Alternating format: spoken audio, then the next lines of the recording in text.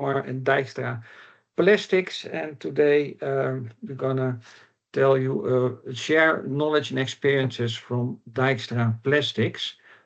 Um, what are we going to do for the next 16 minutes or so? Well, first of all, my name is Erik van Sprang. I will give you a small background and introduction of the community of practice about the circular economy.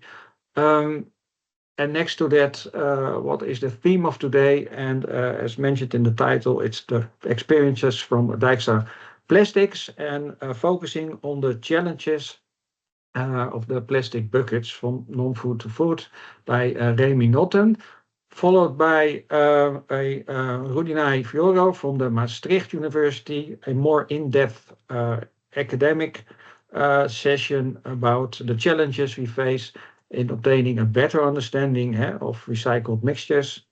And after that, Rens van der Born will share with us how and what we can do with a digital product passport to enhance the whole process of recycling. After that, we have a small discussion or possibility, Q&A, and then we will close the session at 1 o'clock. Well, first, a small background. COAST. COAST is a community of innovation. It stands for Comprehensive Analytical Sciences and Technology, and it has a strong focus on, as the title says, on measurement and detecting. And what do we do as a community? Well, we focus on, of course, scientific, but also thematic events, such as today. And what we focus on creating value for our members by initiating and facilitating joint and open innovation research programs. What we also do is share that knowledge gained through the communities of practice, also on a various number of themes, which I will address later on. We also have an academic, a talent, an honors program for the Master of Science and the Bachelor of Sciences in Analytical Sciences. We have access to those students for the members. Also, we have both regional, national, and international network. And what we also give the opportunity to share and present new ideas and innovation to our community. And on top of that, the SMEs, they have, sponsored by Chemistry NL, they have 2 days consultancy on the topics of analytical challenges and measurements. Like I said, community of practice, we have various themes. Today, the theme is the circular economy, but we also active in the water theme, the health, the energy. All themes are mainly focused on the societal challenges and what we can do to enhance it. So why circular economy? As most of you already know, there's a lot of things happening in the world. There is a need to change, and there are many initiatives starting and working, local and small scale. And our aim is to address these challenges and identify them. And around these specific challenges, we organize, let's say, collaborations to solve it and make it available with, at the end, one main purpose, which is facilitating the transition. How do we do it? Basically, we look at the current trends about the regulations that are coming us. What we like to do is work on the base of use cases, best practices within specific value chain and also in the collaboration. So again, the open innovation, developing knowledge, but also sharing that knowledge. And we do that through seminars, trainings, or workshops. Like today, you can also find us at the Let's Reflect and Act. That's at the Circular Plastic Conference, hosted by the CPA. That's on September 26. Specific topics are on the automotive recycling and the textile, for the ones that are interested. But after that, we move to the session. I have some rules. You see in your browser of the Teams, we have een vraag en antwoord. Please, if you have questions that come up or an opinion, please put it in the vraag and antwoord session. It also gives the opportunity for the speakers to address those questions later on. We also have a small time slot available to ask a few questions and have a small discussion. But for the questions that are not addressed, we have the opportunity to answer them and give a feedback later on. Also, I would like to mention that this webinar is recorded. So for the ones who have, let's say, objections against it, it is the situation. Yeah, for now, this is a little bit my story. So I want to give the control to Remy and share with us the experiences of Dijkstra Plastics.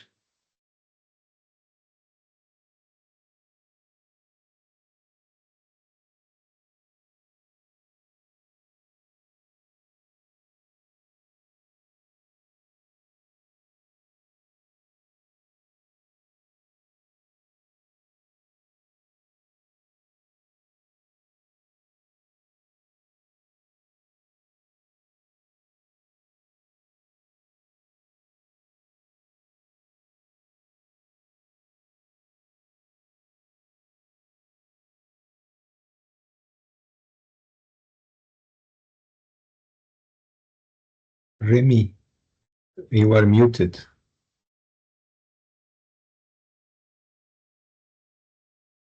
Sorry, maybe you can switch the sheets when I ask you, because it doesn't seem to work on my side.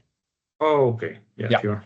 Thank you very much. My name is Remy Notten. I'm a commercial director at Dijkstra Plastics, and I'm happy to share with you our story in our development to circular packaging for sustainability reasons.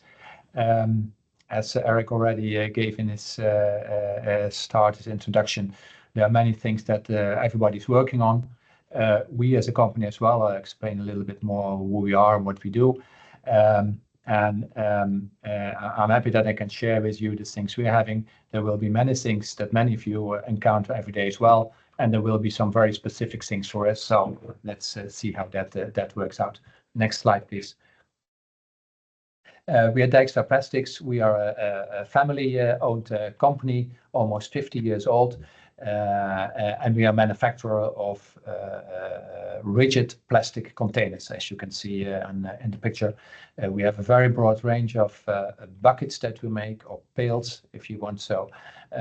Some of them, will be known like the Remia mayonnaise buckets that can be found in restaurants and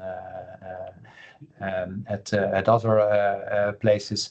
And of course, the paint buckets, in which there's the paint which you use in your home for painting your wall. These are the type of products we make, and a very broad range from 0.3 liter up to 60 liter round, rectangular, and square buckets. That's the thing that we do on 2 production sites in the Netherlands, in Haaksbergen and Almelo, both in Overijssel. We have 75 injection molding machines, and in essence, our technique is injection molding. We do that with more than 200 people, and it's not standing here, but very important. We use polypropylene as our plastics material. In fact, 99% of all the material we use is polypropylene in all its shapes. Next slide, please. I can talk long about who we are, what we do, and how we operate. I want to focus here on one thing, that are the certificates that we're having. From the right side, we have the ISCC, the International Sustainability and Carbon Certificate, which means that on mass balance level, we can use all kinds of materials, bio-based, chemical recycled plastics, etc. We're using them still very low quantities, but we're ready for that. We have UN certificate for the production of packaging for dangerous goods.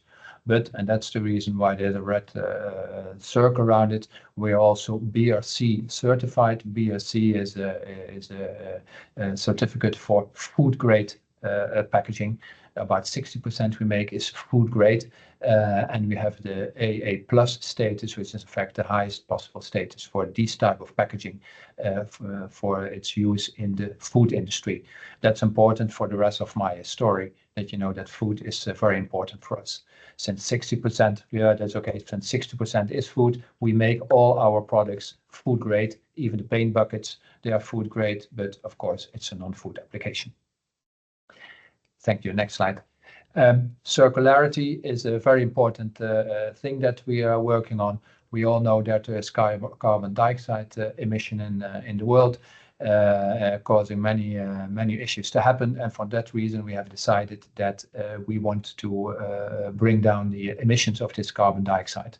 And we can do that by, instead of after intended use, incinerating plastic packaging and all kind of other goods, we want to bring it back in the chain and use it again. So together we're closing the loop.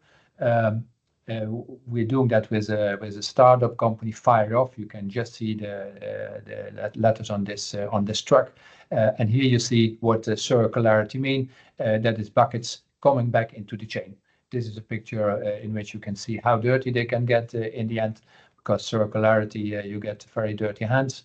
But this is what circularity means. Next slide, please. So what I said, we want a ban on the incineration of plastic waste. In fact, we want that it stops completely, because by burning, incinerating all the plastic packaging waste, the carbon dioxide goes out. And in order to create a closed loop, we have founded our own startup, Fire Off, which is a company that, and you can see the third picture with Batuan, one of the employees there, which proudly goes to many users of the packaging, not necessarily our customers, but the end users of the packaging of the bucket. And when they're emptied, we're going to collect them. We bring them back in the chain. We'll talk about that. And in the end, we can make new buckets out of it. And here on the right-hand side, you see a picture of paint buckets coming out of it. So instead of incinerating emptied packaging, we want to bring them back in the chain. Next slide, please. This is a little bit this picture, as always with these chains, you know, we always make them in circles. Right on the left side, you see the raw materials where the oil is being pumped up in other parts of the world, not necessarily here, but in the Middle East, etc. It comes into the chain. It is being produced for a bucket. It is being filled. It comes into distribution. People use it, empty it. That's on the right side, and then it comes in the Fire Off side, where we collect it and sort the packaging to bring them back into the chain again. And in that way, we avoid the incineration and the emission of carbon dioxide, which then goes down. I think this is a cycle, the recycling cycle that we all know, and that is being applied at this moment already. Next slide, please. So for us, circularity means that we need to have controlled closed loops, which means also very new logistical models are necessary to reach that. And the controlled closed loops are necessary to get high quality recycling. Because what we want to do, we want to separate the food and the non-food applications. And in the non-food side, you see there the pictures of some of the paint buckets we're having for some of our customers, which we're delivering already. We produce already every year about more than 10 million buckets, which are made from 100% recycled plastic, PCR, for the non-food and especially the paint industry. So that is a chain that is running already in large quantities, of which there is a big demand. Next slide, please.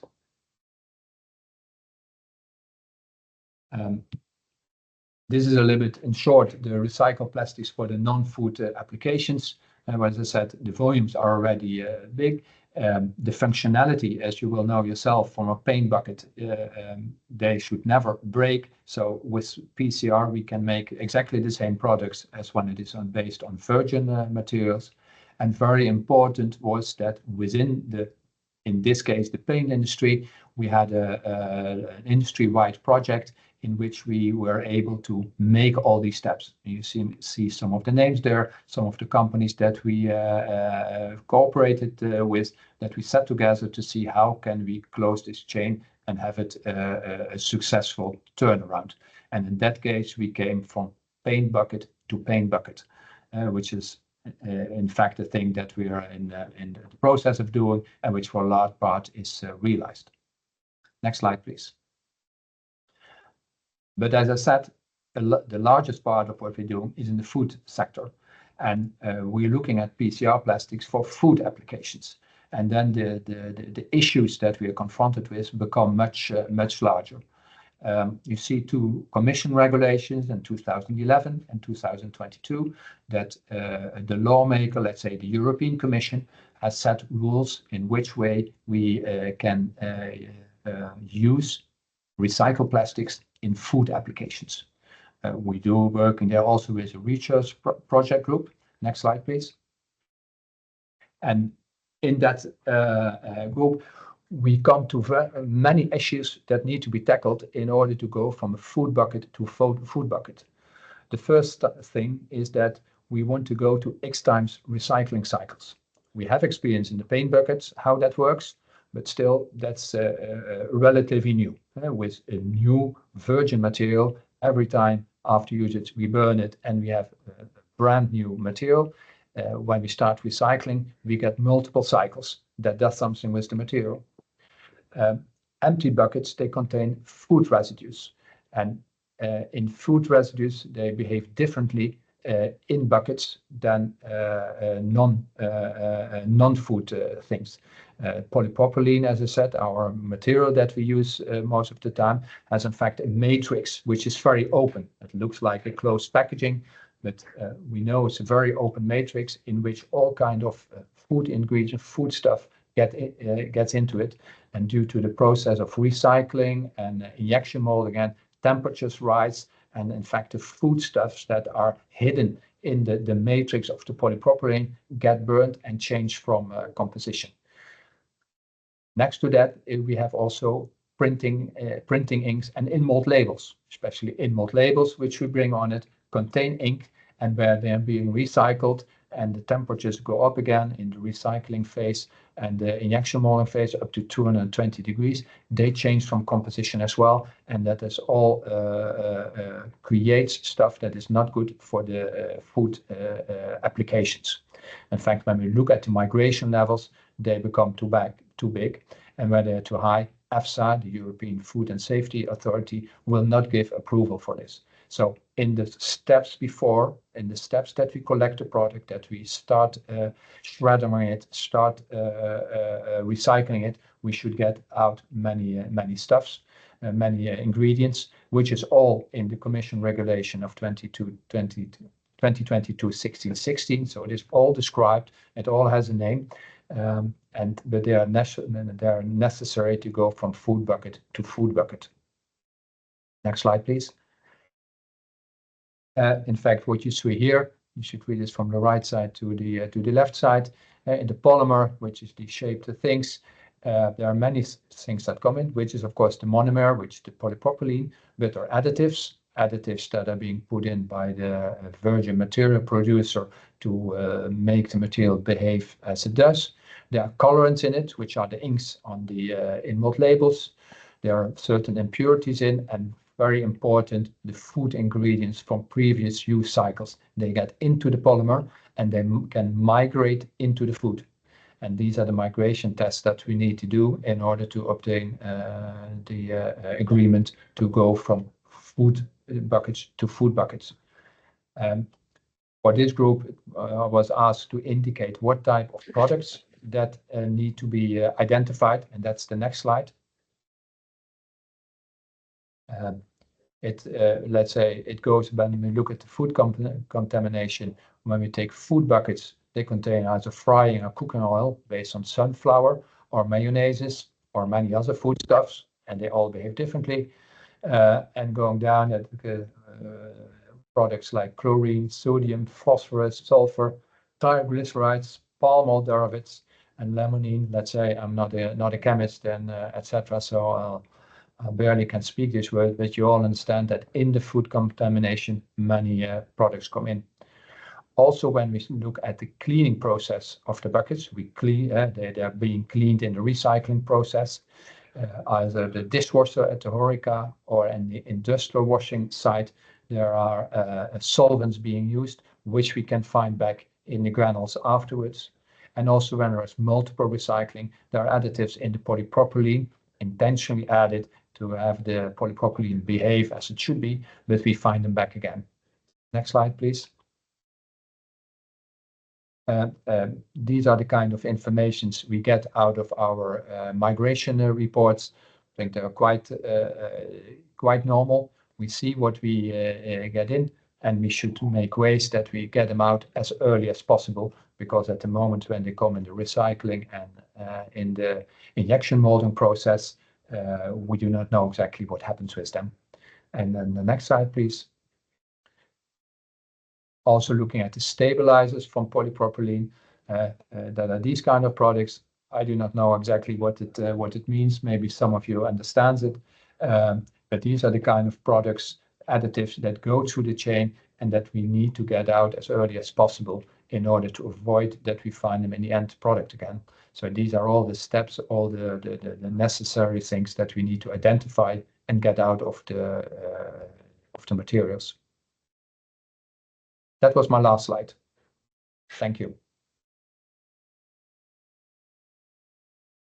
Thank you, Remy. Again, very, very interesting talk and a nice overview of all the challenges. So we'll give the word or the floor to Rudinai. Yes, thank you. Yes, here we are. Yeah, you have the control. Let's see if I can take control. Let me see if it is going to work. Open the new window.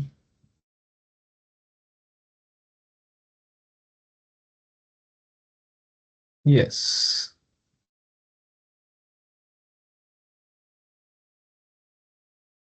Not sure if I can go through the slides. I'm requesting control again. Yeah, let's see. Rudina, you can also try to click on the screen and use the arrow keys on your keyboard. Yeah. That should work, changing the slides. Yes. Yes, now I can go through the slides. Yes, it's true. Good. Okay, so good afternoon, everybody. My name is Rudinai. I'm an assistant professor at Maastricht University. And here at Maastricht University, we deal a lot with the problems that Remy was talking about. I mean, different types of contamination, what happens with the additives or different materials that we normally find in recyclates like inks, adhesives. So we have a bunch of PhDs, a lot of people actually, not only PhDs, but also postdocs and assistant professors as well, dealing with this kind of problems. And this is the main focus of the talk that I will have now. And let's see if we can have a nice discussion later on the Q&A session. So just to introduce the problem.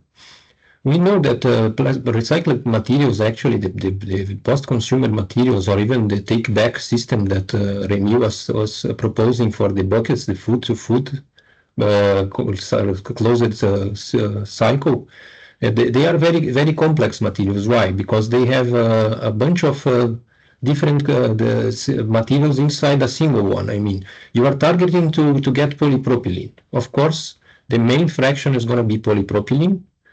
But even if the main fraction of the pure material is based on a single polymer like PP, you are going to find different grades of PP. I mean, different types of molecular weight and molecular weight distribution, different kinds of mechanical properties, different kind of viscosities inside the material that was collected.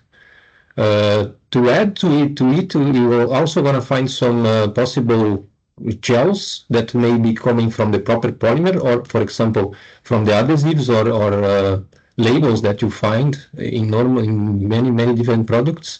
You normally are going to get some problems like chain scission. I mean, the molecular weight of the material, the molecular length of the plastic is going to be changed during the lifetime and also processing.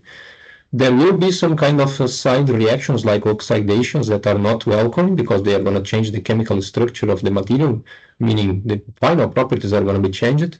And eventually you can find some non-targeted polymers like a blend of polyethylene and polypropylene that is going to also affect dramatically the morphology and therefore is going to affect the final properties of the material. Just to give you a clear example, I'm presenting on the right here the effect of polypropylene content in high-density polyethylene, because this kind of contamination is quite common for the recycling stream of polyethylene. You can see that I'm presenting 4 different properties. And I'm increasing the polypropylene content based on the content of high-density polyethylene. We see that for 2 properties that are actually the elastic modulus or the stiffness and the effect on the tensile strength, it's more or less linear. I mean, you increase the polypropylene content, the modulus and the tensile strength will grow more or less proportional to the content of polypropylene. But if you look for other properties like the impact strength and also the elongation at break, a small concentration of polypropylene already reduces dramatically the property of the impact strength and elongation at break for the polyethylene. That means that depending on the final application, this contamination or different composition that we have, they are going to affect differently the properties.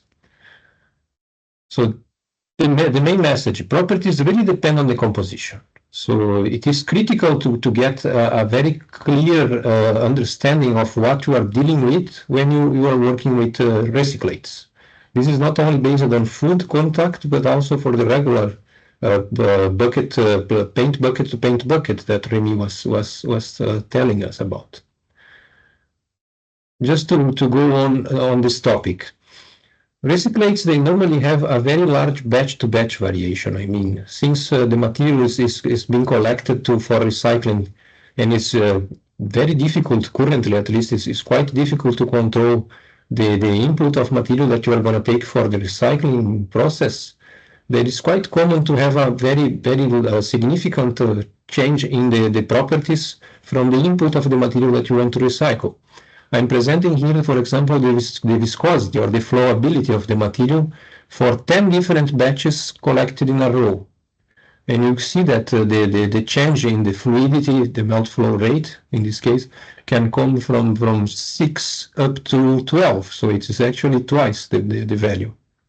This fluctuation is, of course, not good for the quality of the recyclate, because then you can have some problems about keeping the properties that are the key properties for the process, for example, constant a long time. That means recyclates are not useful at all? No, that means the recyclates are all good materials. The point is, you have to understand what are the properties of your recyclate to properly direct it to the best kind of application. In the end, what is a quality that is adequate for a recyclate? Is the quality that can reach the functional substitution of a virgin material.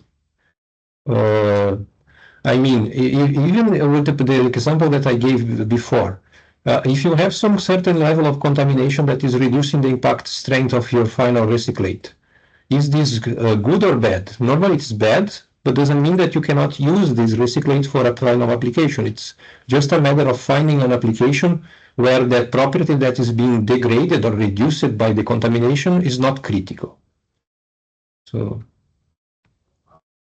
just to add to the recycled plastics and put emphasis on one very important topic, I mean, we have to understand what is inside our recyclates. So we do need to characterize it. We do need analytical techniques.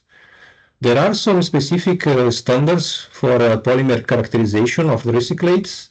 I'm putting in the 3 first ones, the DIN EN 15344 and 45 and 46, as characterization mainly for polyethylene recyclates, PP recyclates, and PVC recyclates. They normally focus on a specific number of different analytical techniques that I can name the most typical ones. It's a differential scanning calorimetry, DSC, thermogravimetric analysis, TGA, Fourier transform infrared spectroscopy, FTIR, MFI or MFR, the melt flow rate, and also others like density, color, tensile strength, impact strength.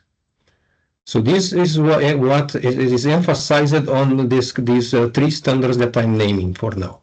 But just to highlight, this is normally applied not for specific food to food, but regular recyclates. I mean, doesn't matter the final application, it's just to get a better understanding of what is inside our recyclates, to understand what may be the final applications or the implication of having some contaminants on the final properties of the material. Just to go through the most typical ones, I mean techniques typically done to characterize recyclates and understand what is inside. There is the DSC, which is actually a thermal analysis that identifies, for example, if the material has a glass transition temperature, if there is a change in the storage modulus because of a specific movement of the molecule at a certain temperature. This is more qualitative than quantitative. But one very important aspect of the DSC, it can give you, for example, if there is a material that is going to melt or crystallize at a certain temperature. The example that I'm giving here is actually a mixture of polyethylene and polypropylene that they can melt at different temperatures, and based on the area, based on the enthalpy of melting, you can have an estimation of the concentration of these two different materials that are quite common to be found in post-consumer recyclates for packaging, for example. The TGA, it's a thermogravimetric analysis, also a thermal analysis. It's more related to the difference in mass based on the temperature that you expose the material. As we may know, polymers, they have different thermal stability. Some materials degrade faster or easier at a lower temperature, and some materials are more stable. They are going to lose mass or start some the pyrolysis reaction or oxidation reaction at different temperatures, at a higher temperature. Then we can get an estimation of the quantity of these materials that are compounding and integrating in our recyclate based on the thermal oxidative, thermal degradation or thermal loss. Also very important, the final step of the TGA, it gives us an idea about the residual mass.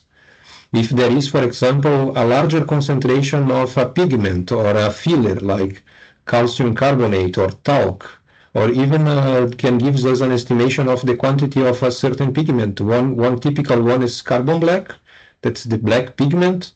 We can have an estimation about the quantity of these additives or modifiers that we so-call fillers and so on, based on the thermogravimetric analysis. This is a very important technique that we can use to get a better understanding about the composition of the recyclates.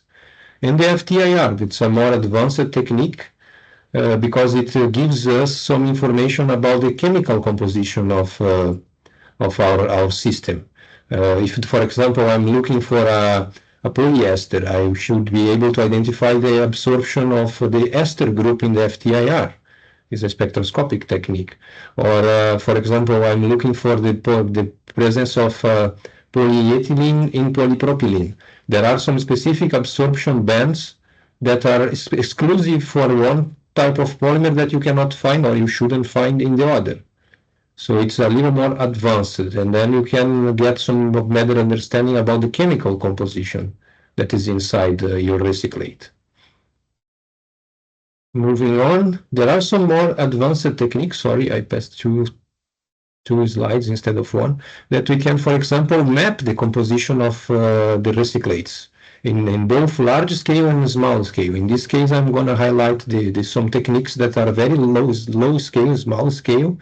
That's actually the FTIR attached to a microscope, where instead of having a single spectrum, you have actually a map of spectrums. Every single pixel that you see in the image represented on here actually represents one spectrum, and then you can identify via different characteristics. For example, I'm focusing on the presence of ester or the presence of ether or in the presence of nitrile. I can give these bands a different color and identify if there is a distribution that is not homogeneous, or identify, for example, the presence of a specific type of chemical bond that may represent a contamination or a critical contamination. Similar to that, it's also possible to use Raman. That is actually the identification of the shift in the scattered wavelength that you apply to a material. And this shift is based on the composition. Then in this example, I can clearly identify that there is a mix of polypropylene and polyethylene, and then also some non-identified material in here, just by based on color. And another technique that is relevant for the characterization of, for example, chemical elements, for example, heavy metals, bromine and so on, that are critical for food-to-food application, is the, for example, scanning electron microscopy attached to the energy dispersive spectroscopy, that is an X-ray method, or XRF. Then, as you can see from the legend here, we can identify the presence of silicon, aluminum, potassium, or calcium. This is also relevant for the characterization of the material in the final application. Everything that I said until now is valid for both regular recyclates and also food contact, but food contact is a special case that I will highlight in the next slide.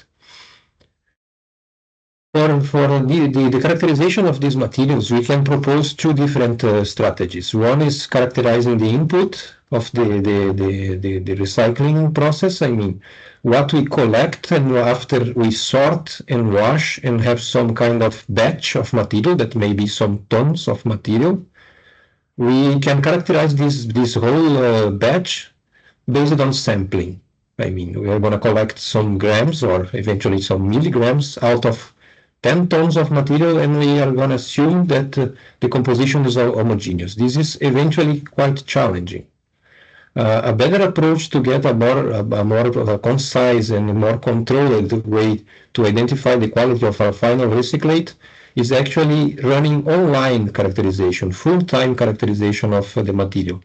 And this can be done, for example, in using during the compounding step, during the twin extrusion process.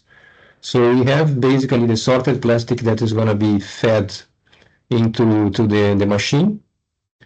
And during this process, we can collect some information via analytical techniques. They can be very diverse.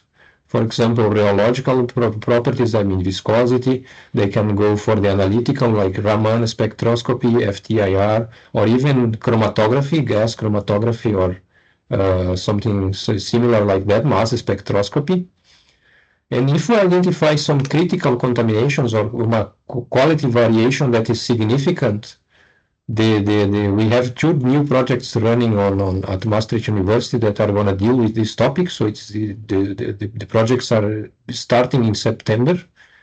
We can identify the variance in the composition via different analytical techniques coupled to the extruder.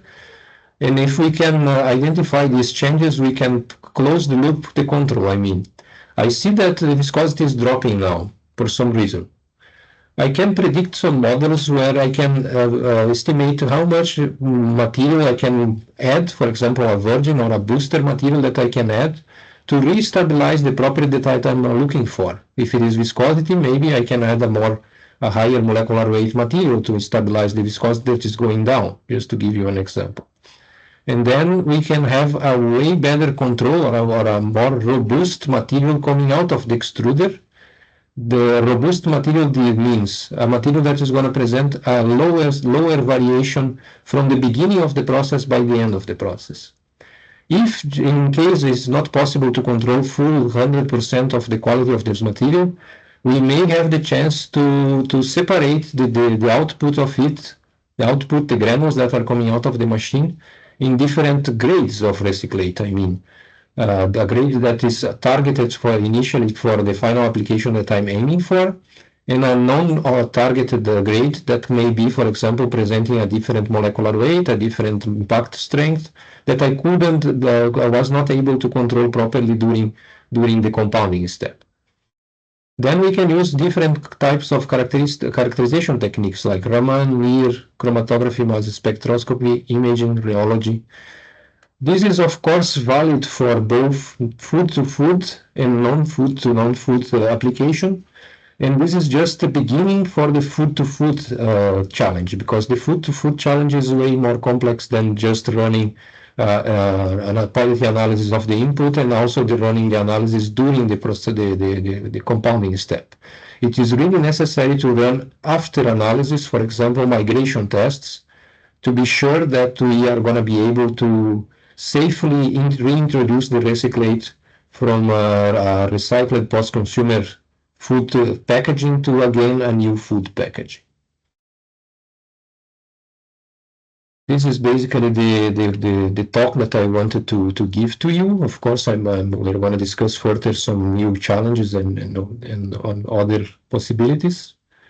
So I will pass by the word to Eric. Thank you. Yeah, thank you, Gunay. Well, it's I think, a very nice example how complex the world is, and most of us know that it is a complex world, but also the relevance that if we want to move forward in this recycling process is to have that understanding and the relation of the critical attributes within that mixture in relation to the necessary properties or the allowed properties. So yeah, it's an interesting world, so to speak. Now we have had a more, let's say, in-depth discussion or overview by Rulinai. Another important thing is once we can measure this, and what do we do with results? So Rens, maybe you can share that a little bit with us. Yep, so of course.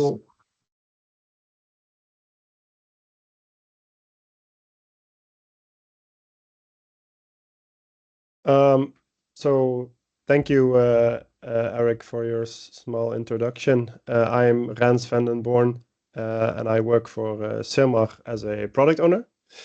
We at Sirmar are a company that helps other companies with developing circular strategies, products, and concepts.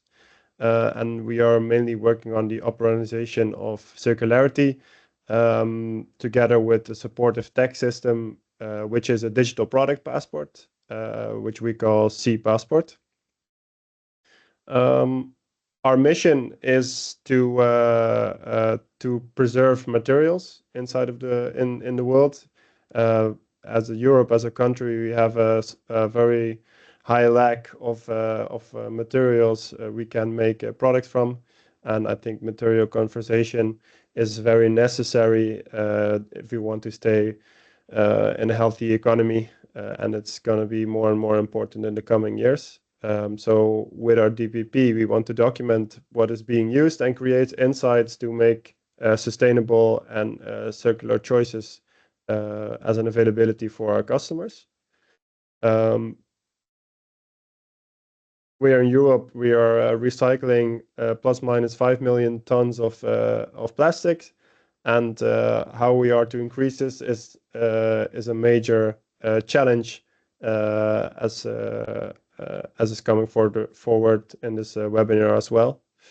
I can invite you to scan the QR code so you can see an example of our digital product passport with one of the Dijkstra Plastics products inside. So feel free to check it out, and I will show a slide with the DPP itself as well, so we can look more into it. So a digital product passport is sort of a digital twin, you could say, or a digital version of a product information sheet, which is in our case dynamic. So we have a lot of input and eventually output that goes into the system, and by that we are able to share information throughout supply cycles about specific products. So an example here is a Dijkstra Plastics food bucket, the one Remy talked about earlier. And in the input-wise section, we have a material composition, which in this case is 100% virgin polypropylene, a weight which is 373.5 grams, and a certain end of use. So in this case, this bucket could be recycled and can be used in other applications, for example, paint buckets by Dijkstra.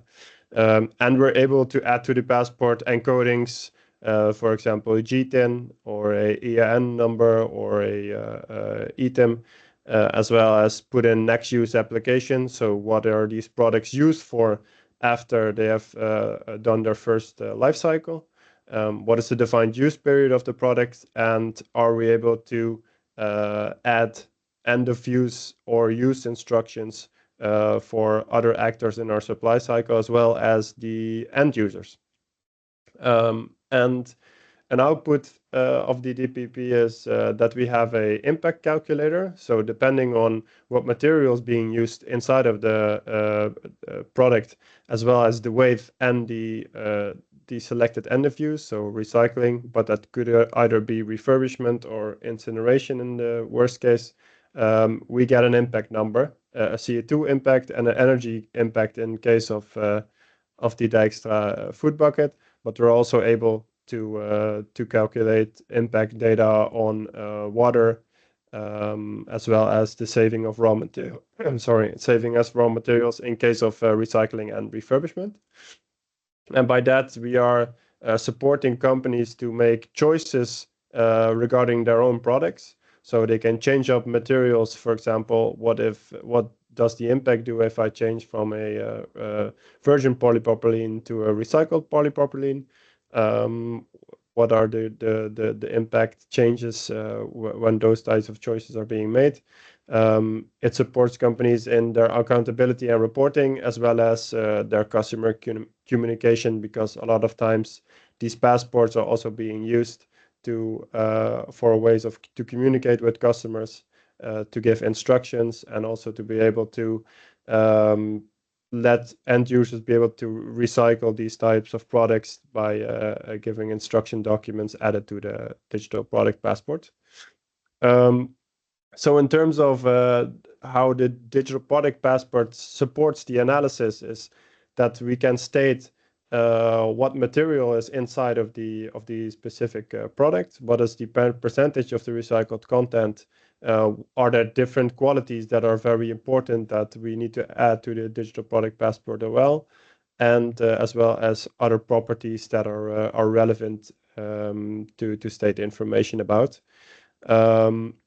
So in this case, in the current situation, we have to test all of the recycled content in batches to see what are the specific qualities and properties. And the goal is to work towards a situation where we can have more transparency. So it's more insightful and more clear to see what is inside the specific products, and also in terms of materials, and also to be able to make smarter use of the materials, to reuse if possible, and otherwise make sure that in the next cycle these products are also recycled instead of incinerated. And a end goal is to create a sort of uniform nomenclature for the use of recycled materials, by getting to know more about these specific qualities and properties. And a current challenge still is how do we analyze and characterize more recycled content in a uniform manner. So the digital product passport is an information carrier, but in terms of analysis and characterization about recycled content is still a topic that is left to mostly explore in this stage. So with a digital product passport, we can use it at specific moments inside of the supply cycle. So we can add raw materials to the digital product passport to show up, and there can be a difference between virgin and recycled plastics. In the production of buckets, specific data sheets can be added to the DPP, which are relevant.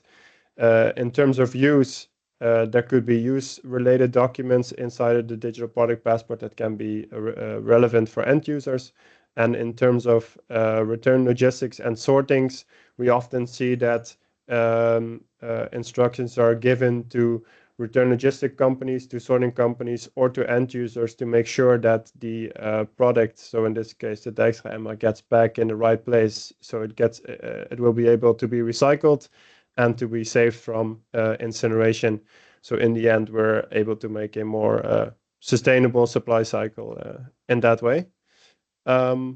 So that's shortly on how the DPP would function in terms of the use of plastics and the Dijkstra example in a digital product passport. Thank you for your time. I'm going to give the floor to Eric again, and we can furtherly discuss. Yes, thank you, Rens. So first of all, people from the audience, who has a question for one of the speakers, please raise your hand. One of the questions, at least that I had, was for Remy, because I was wondering about the cycle times. Is that something you keep track of right now? Because we learned that the quality, the number of times that polymer is recycled, that it has an influence, of course. How do you deal with that particular topic within Dijkstra Plastics? Not specifically. We do not know how many times buckets are being recycled. However, the way for us to control our output as injection molders is that we buy the recycled plastics at specifications, like we do virgin material. The MFI and many other aspects are being specified, and we buy only on these specifications. So it's up to the recyclers and the step before that to control that chain. But with the amount of recycled material increasing, we know it will have an effect at a certain point. But there's no way of controlling now how many buckets are in the end recycled or not. That's more almost a black box. Yeah, thank you. I see one question from Harry Philipsen, please. Yeah, thank you, Erik. So my name is Harry Philipsen from Envalior and also working for TI Coast. And I have a question for Remy, because Remy, you mainly addressed the, let's say, the food safety issue, the control that you need to have on all kind of species that cannot be present above certain levels due to food safety. But how about your functional properties? That's more the part that Rudy and I was talking about. Is that always fully controlled, or are there challenges that you are facing where characterization would be could be of further help? Could you comment on that? Yeah. Now, let's say that was why I started with showing the example of the paint buckets, which is made from 100% recycled plastics, PCR. Since we buy at specifications, the recyclers, our suppliers deliver at those specifications, and we are able to run it in our injection molding machines the same way as it is when it is virgin materials directly coming from crude oil, let me say it like that. So that is a process that is under control. I would say on the side of the recyclers, they buy, of course, waste streams of post-consumer packaging waste, Gelbezak or PND in the Netherlands, and they must be able to make the choice of what materials do I use in order to be able to make granules with a certain specification level, as we indicate. So I would say in that step, they must be looking at ways to characterize the waste streams they are buying and they're using in their recycling process. Okay.